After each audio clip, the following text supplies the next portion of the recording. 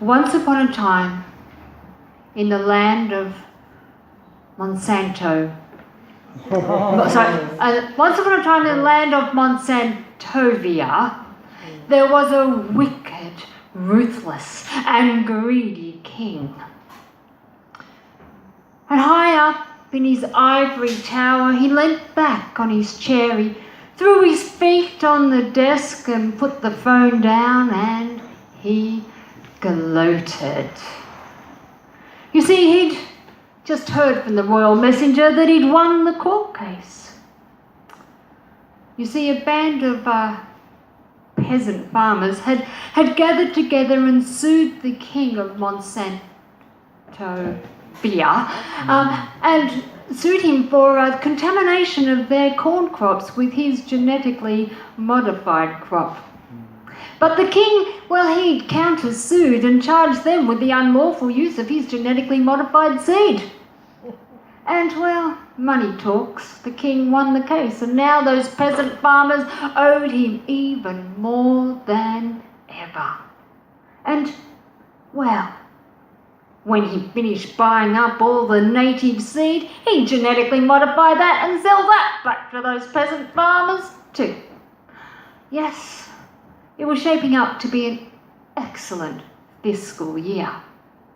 But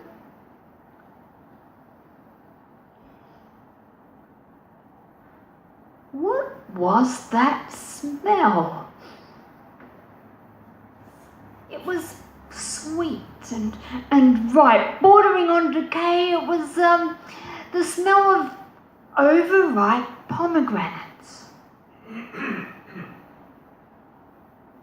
And then he saw her. She came out of the shadows in his office. She was ripe. She was voluptuous. She was sensual and sexual, and she was intoxicating as he drank in that sight and the smell of her. He wanted to possess her. He knocked over the photo of his third cosmetically modified wife and his haste to have this earthy goddess. The need to possess her pulsed through his veins. As he pulled her into his arms, he pushed his lips onto hers, and she possessed him. And he dropped to the floor, an empty husk.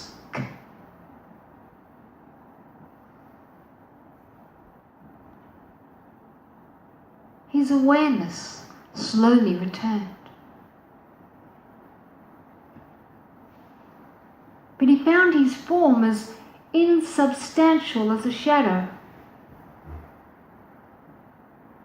And all of a sudden, his life just flashed before his eyes, and he saw the ebb and the flow of the tides and the wax, the wane of the moon, and the endless procession of all the seasons. But where was he? It wasn't heaven. I mean, it looked like earth, but not the earth that he knew, a commodity to be bought and sold. This earth was a living, breathing entity. And he beheld the wondrous Gaia.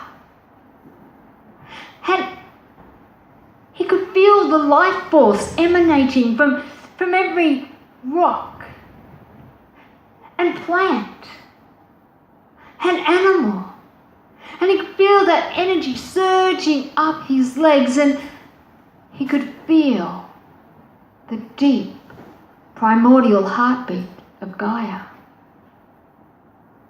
And as he watched, he saw golden filaments rising and weaving and winding, and they wove their way through every living organism, connecting bee to bird, and bird to tree, and tree to you, and to you, and to you, and back to me. He beheld a tangible tapestry, the wonderful, wondrous web of life. And he laughed when he realised it wasn't dog eat dog, And it wasn't survival of the fittest. He saw that each golden thread was a relationship that linked us all, that supported us all. And he came to understand that that web of life was a safety net. It was Gaia's safety net. And through that safety net, she maintained equilibrium, though constantly in a state of flux. And against this, against all this, what were those genetically modified crops except empty husks?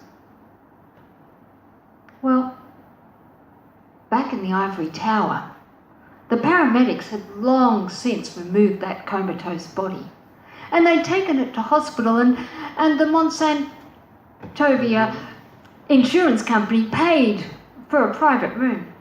But as the insurance ran out, he passed from private room to public ward to nursing home, and well, his genetically modified third wife and his estranged children, they came dutifully every day to visit for a while, and then their visits went from daily to weekly to monthly, till hardly at all. But concerned about the sheer degradation of their inheritance, they came together in a rare moment of agreement and decided that the only truly humane thing to do was to switch off his life support. And as that doctor flicked the switch, his consciousness snapped back into his body just in time to witness those last few fleeting heartbeats. And in that moment he knew he had reaped what he had sown, and that Gaia had restored equilibrium. Well, sometime later, Interpol and the World Health Organization began investigating the suspicious death of the king of Monsantovia and the other kings of petrochemicals and mining.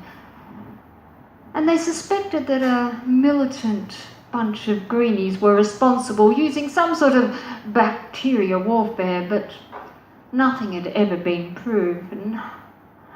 You see, the only thing they had to go on was a few unsubstantiated claims of a voluptuous, ripe woman seen on the crime scene and the lingering smell of pomegranates.